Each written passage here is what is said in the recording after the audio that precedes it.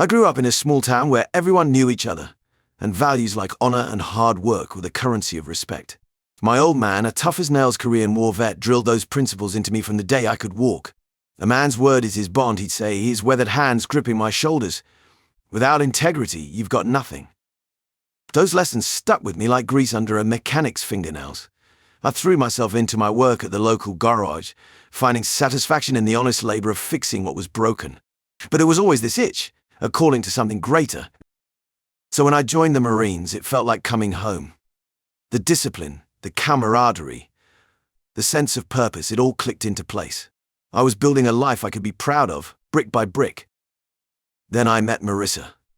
She walked into that garage one day, all polished and put together, looking like she'd stepped out of a magazine. But there was something in her eyes, a spark that caught me off guard. We got to talking, and before I knew it, we were spending every spare moment together. We tied the knot after a whirlwind courtship. I still remember the day we bought our little house, Marissa's eyes shining as she talked about the family we'd raised there. We had it all planned out, the white picket fence, the kids, the whole 9 yards. 3 years flew by in a blink. We were happy, or at least I thought we were. But there was this nagging feeling like I hadn't quite lived up to my potential. The news from Vietnam was getting worse every day, and I couldn't shake the feeling that I should be there doing my part. I broke the news to Marissa over dinner one night. "I'm volunteering for Vietnam," I said, watching her face carefully. She didn't say much, just nodded and squeezed my hand. I told myself it was the right thing to do, that I was living up to the values my old man had taught me. As I packed my bags, I tried to ignore the knot in my gut. I was leaving behind everything I'd built, everything I loved. But duty called and I had to answer. I hugged Marissa tight at the airport, promising her I'd be back before she knew it. If only I'd known then what was waiting for me when I returned. I stood in our small apartment, duffel bag at my feet, staring at Marissa. Her eyes were red-rimmed, and she clutched a tissue in her trembling hand. The air felt heavy, thick with unspoken words and emotions. "I guess this is it," I said, trying to keep my voice steady. Marissa nodded, her lip quivering. She rushed forward, wrapping her arms around me tightly. I breathed in her familiar scent, committing it to memory. "I don't want you to go," she whispered into my chest. I stroked her hair, fighting the lump in my throat. "I know, darling, but it's my duty. I have to do this." She pulled back, wiping her eyes. "I understand, I'm scared, Ethan." So I cupped her face in my hands, forcing a smile. "Hey now, none of that. I'll be back before you know it. We've got our whole lives ahead of us." Marissa nodded, but I could see the doubt in her eyes. She reached up, tracing the scar on my cheek. "Promise me you'll be careful." "You always am," I replied, trying to inject some levity into the moment. "You know me, I'm too stubborn to let anything happen." She managed a weak laugh, but it quickly faded. "Just come back to me safe," she whispered, fresh tears spilling down her cheeks.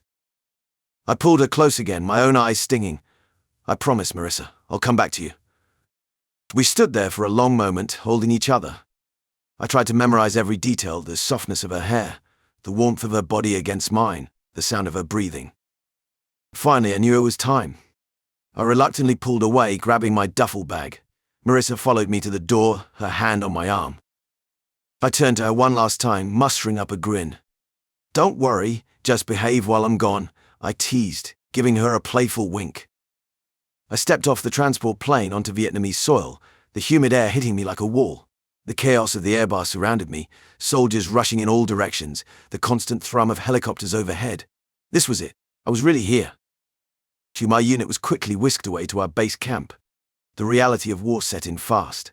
Within days, we were on patrol, trudging through dense jungle, every sense on high alert. Fear was palpable, but so was the camaraderie. We looked out for each other, at each other's backs. I found myself naturally taking charge in tense situations. Maybe it was my upbringing, or maybe it was just instinct, but I felt a responsibility to keep my men safe.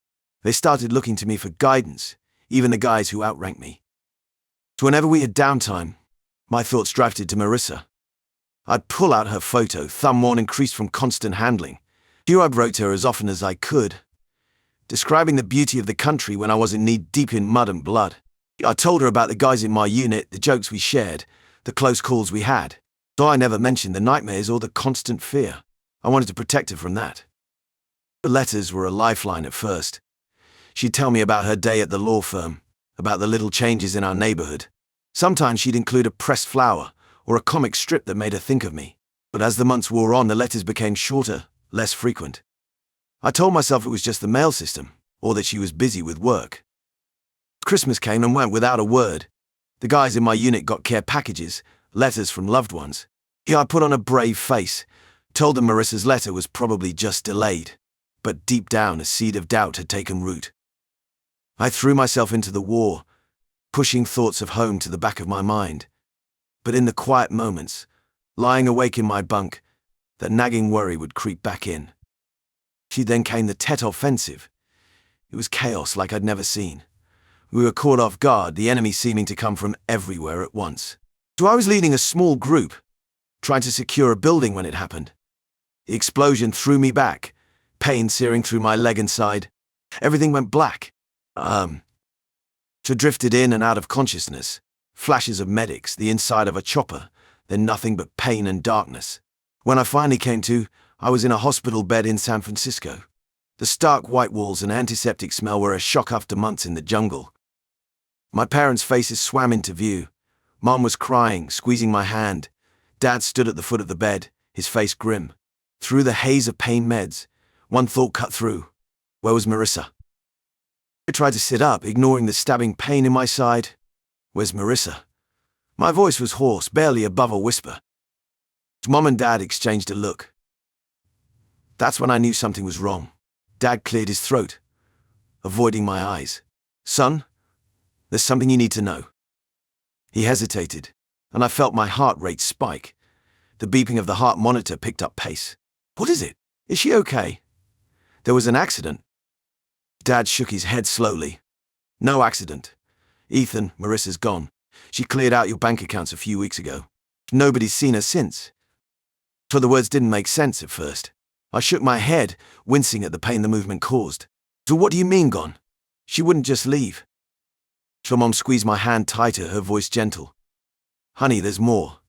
A neighbor saw her with someone. A man in a black Camaro. They think it might be that lawyer she works with. Adrian. The name hit me like a physical blow. Adrian. The slick junior partner she'd mentioned in her earlier letters. The one she said made her uncomfortable with his flirting. I felt like I was underwater, everything muffled and distant. This couldn't be happening. Not Marissa. Not after everything we'd been through. But as the reality sank in, so did the anger. It bubbled up inside me, hot and fierce. So I'd been fighting for my life, watching my brothers die, while she was, what? Running off with some lawyer? I clenched my fists, ignoring the pull of the IV in my arm. I want to go home. Dad put a hand on my shoulder. You're not well enough yet, son, the doctors say. I don't care what the doctors say, I growled. I need to find her. I need answers. The heart monitor was beeping frantically now. A nurse rushed in, took one look at the situation, and quickly administered something to my IV.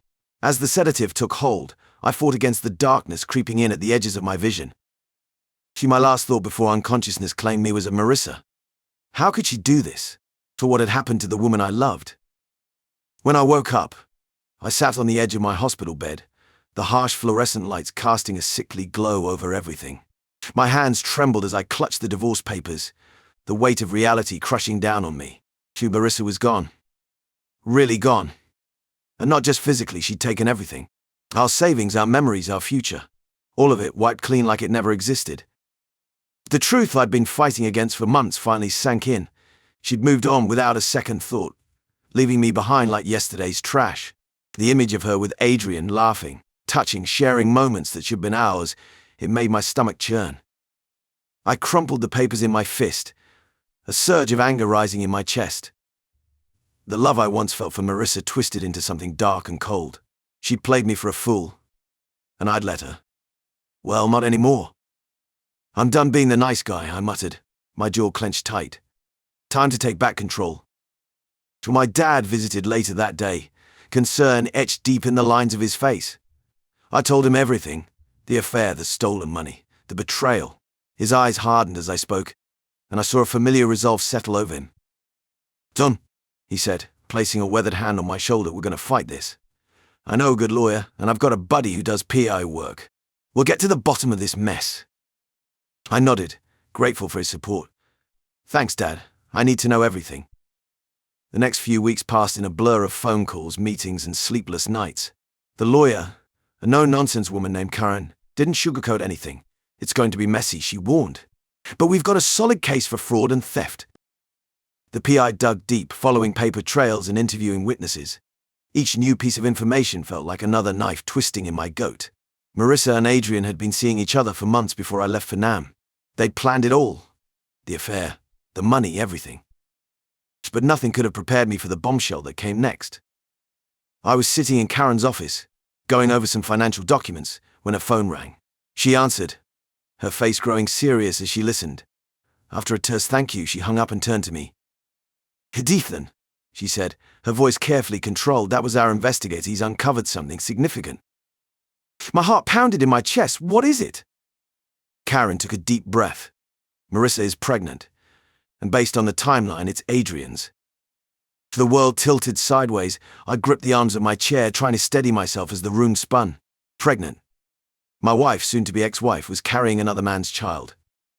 And in that moment, something inside me shattered. The last shred of hope I'd been clinging to, the foolish idea that maybe, just maybe, there was a way to salvage things, it all crumbled to dust. I stood up abruptly, my chair scraping against the floor. "I want her out of my life," I growled. "Completely. Whatever it takes." Karen nodded, her eyes sympathetic but determined. "We'll make it happen, Ethan. I promise you that." As I left her office, a cold resolve settled over me. The Marissa I thought I knew was gone, replaced by this stranger who'd torn my world apart. The love I once felt had twisted into something ugly and bitter. She'd made her choice, and now it was time to make mine. And I would divorce her, cut her out like the cancer she was, and rebuild my life from the ashes she'd left behind. To no more Mr. Nice Guy. No more playing by the rules while she walked all over me. She was time to show Marissa and Adrian exactly who they were dealing with. And God help them both when I did. A few days later, I sat in the dimly lit of my private investigator, my fingers drumming nervously on the arm of the worn leather chair. The weight of everything that had happened pressed down on me, making it hard to breathe. But nothing could have prepared me for what came next. "Ethan, I've got something you need to hear," the PI said, his voice grave. He pressed play on a small recorder, and suddenly the room filled with Marissa's voice. My heart clenched. "So we need to make sure Ethan believes the baby is his," she was saying. Adrian's smug reply followed. "Don't worry, babe. He's so desperate to play happy families he'll swallow any lie we feed him." But my stomach churned as I listened to them coldly discuss how to manipulate me, to bleed me dry through child support. But it was Adrian's next words that froze the blood in my veins. "And if he becomes a problem, well, there are ways to get rid of him." Marissa's laughter, once a sound that brought me joy, now cut through me like a knife. "You're terrible," she giggled, but there was no disagreement in her tone. I felt the world tilt on its axis. This wasn't just betrayal anymore. This was a conspiracy to destroy me, to take everything I had and then discard me like trash. The Marissa I thought I knew, the woman I had loved and trusted, was gone. In her place was a stranger, cold and calculating. So my hands clenched into fists, nails digging into my palms. The pain in my chest was unlike anything I'd felt before, worse than any wound Wade received in Vietnam. I'd been ready to fight for what was mine, but now I realized I was fighting for my very survival. The recording ended, leaving a deafening silence in its wake. I looked up at the PI, seeing a mix of pity and anger in his eyes. "So what do you want to do?" he asked quietly. I took a deep breath, feeling something harden inside me. The last shred of love I had for Marissa withered and died. In its place, a cold determination took root. "We use this," I said, my voice sounding foreign to my own ears. "We take them down. Kills all of it. Every dirty little secret, every lie, every plan they've made. I want it all exposed." The PI nodded, a grim smile on his face. "Consider it done." For as I left his office, I felt like a different man. The Ethan who had come home from war, hoping to rebuild his life with the woman he loved, was gone. In his place stood a man with nothing left to lose, and everything to fight for. I sat in a dimly lit room, my fingers drumming against the kitchen table. The phone's shrill ring pierced the silence, and I knew who it was before I even picked up. I took a deep breath, steeling myself for what was to come. With a trembling hand, I lifted the receiver to my ear. "Hey baby," Marissa's sickeningly sweet voice cooed. "I've missed you so much. How are you feeling?" Her words hit me like a punch to the gut. How dare she act as if nothing had changed, as if she hadn't ripped my heart out and stomped on it. "I don't even try," I growled, my voice cold and sharp enough to cut through her facade. There was a pause on the other end. "What do you mean, Ethan? Is everything okay?" I laughed bitterly. "Okay? You're really going to play dumb, Marissa? I don't understand." "Cut the bullshit," I snapped. "I know everything. The affair with Adrian, the pregnancy, the money you stole from our accounts. Did you really think I wouldn't find out?" Marissa's breath hitched, and I could almost see her perfect mask cracking. "Ethan, I can explain." "Explain what?" "How you've been lying to me this whole time. How you and Adrian planned to leave me high and dry while I was fighting for my life in Vietnam." Her sobs echoed through the phone, but they fell on deaf ears. My heart had since hardened against her crocodile tears. "Please, Ethan," she whimpered. "I still love you. We can work this out." Here I closed my eyes, remembering the recording of her plotting with Adrian. The way they laughed about me, how they planned to take everything I had. "We're done," I said, my voice devoid of any emotion. Without waiting for a response, I slammed the phone down, severing the last connection I had with the woman I once thought at Wanwai's pride with. But not long after, I stood in the crowded courtroom, my jaw clenched and my hands balled into fists at my sides. The air felt thick with tension, and I could feel the eyes of everyone in the room boring into me. But I wouldn't give them the satisfaction of seeing me break. Not now, not ever again. To my left, I sensed the presence of my fellow Marines. They'd come to support me, a silent wall of strength at my back. Their presence steadied me, reminding me of the brotherhood I'd found in the Corps. It was a stark contrast to the betrayal I'd experienced at home. Across the aisle, Marissa sat, looking like a ghost of the woman I once loved. Her face was pale, her eyes sunken and ringed with dark circles. For a moment I felt a flick of something, pity maybe. But I squashed it down ruthlessly. She'd made her choices, and now she had to face the consequences. Next to her, that smug bastard Adrian lounged in his chair, a cocky smirk playing on his lips. I wanted nothing more than to wipe that look off his face with my fist, but I held myself in check. This wasn't the jungle. This was a different kind of battlefield, and I had to play by different rules. The judge called the court to order, and the proceedings began. I listened, stone-faced, as Marissa tried to explain herself. Her voice quavered as she spoke of loneliness, of feeling abandoned. But her words rang hollow in my ears. I'd been lonely too, in the steaming jungles of Vietnam, surrounded by death and chaos. But I'd stayed true to my vows. When it was Adrian's turn to speak, he puffed himself up like a peacock, spinning tales of how he'd rescued Marissa from a loveless marriage. I had to bite the inside of my cheek to keep from laughing bitterly. Some rescue, stealing my wife and my money while I was fighting for my country. But then came the moment I'd been waiting for. The judge began to review the evidence, the recordings, the bank statements, the private investigators' reports. With each damning piece of information, I watched Adrian's smug confidence crumble. Marissa seemed to shrink in on herself, her eyes darting around the courtroom like a cornered animal. The judge's voice cut through the tense silence like a knife. "In light of the overwhelming evidence presented, I rule in favor of the plaintiff, Ethan." So the words washed over me, and I felt a weight lift from my shoulders. It wasn't victory, nothing could undo what had been done, but it was vindication. The judge continued, outlining the terms of the divorce. The house would be mine. Marissa would have to repay every cent she'd stolen from our accounts, and Adrian's ridiculous demand for child support, thrown out without a second thought. So I didn't react as the judge spoke. I'd learned to keep my emotions in check in far worse situations than this. But inside, a small part of me felt satisfaction at seeing justice served. As the judge finished speaking, he added one final ruling, a restraining order against both Marissa and Adrian. I nodded slightly. It was for the best. I wanted nothing more to do with either of them. The courtroom erupted into a flurry of movement and voices as people began to file out. So I turned to shake hands with my lawyer, thanking him for his work. But before I could leave, I heard Adrian's voice, loud and angry.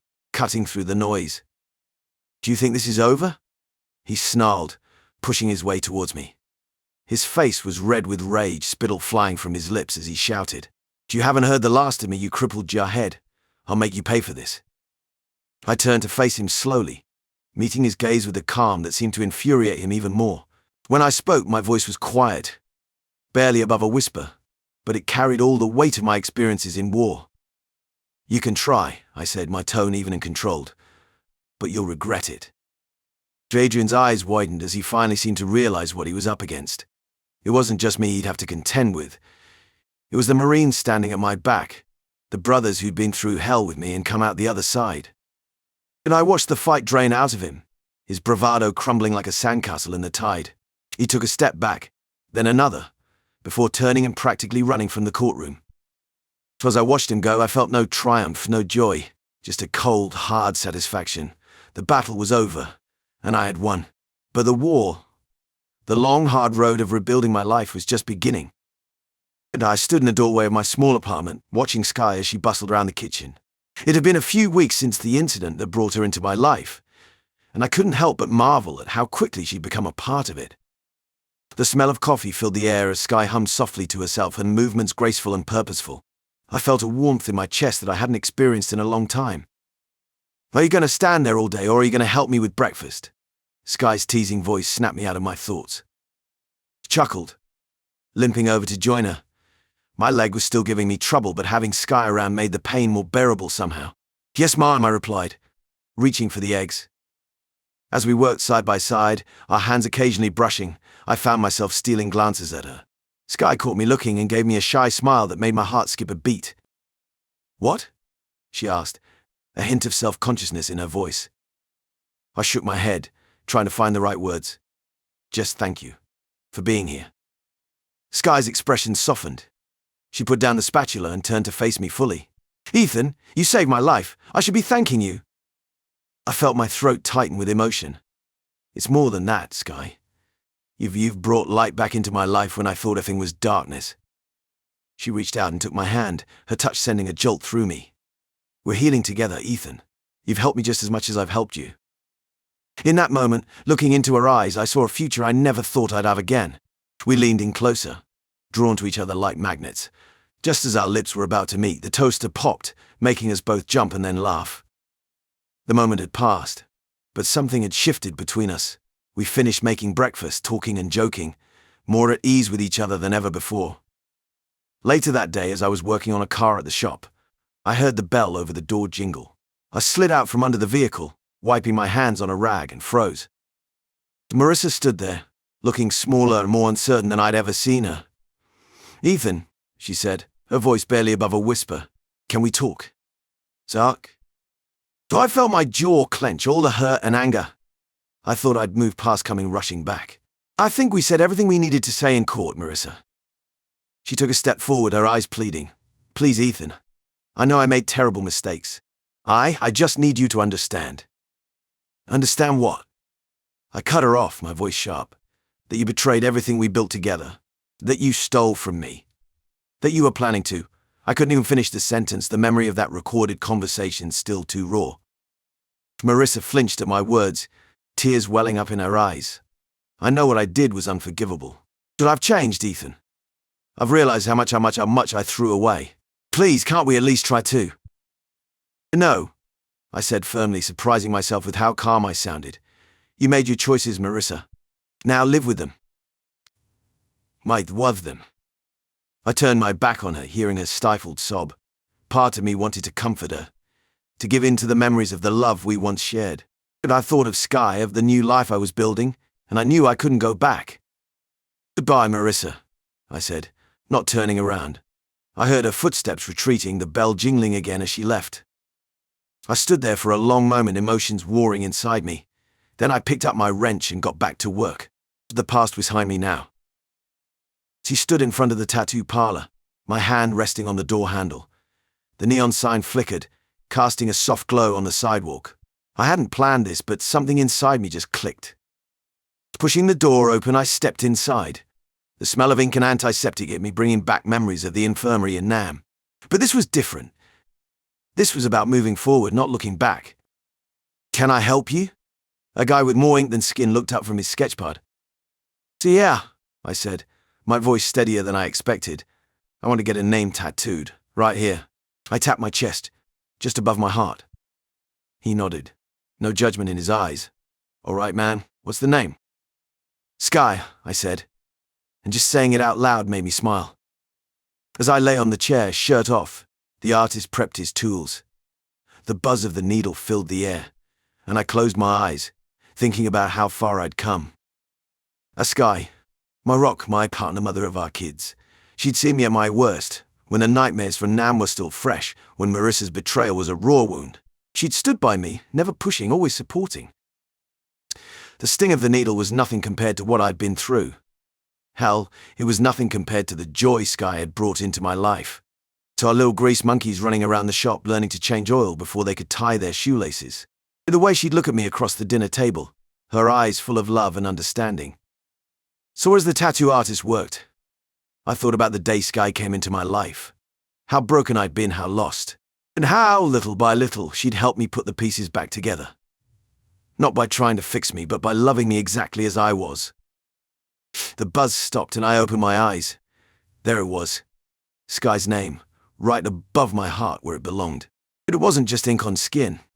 It was a testament to the life we built, to the love that had saved me. I touched the fresh tattoo gently, feeling the slight raised edges of the skin. It was tender, sure, but it felt right. Like I'd finally marked myself as hers, the way I'd been in my heart for years. Hey everyone, if you enjoyed the story, remember to like, subscribe, and comment on the video for more stories like this.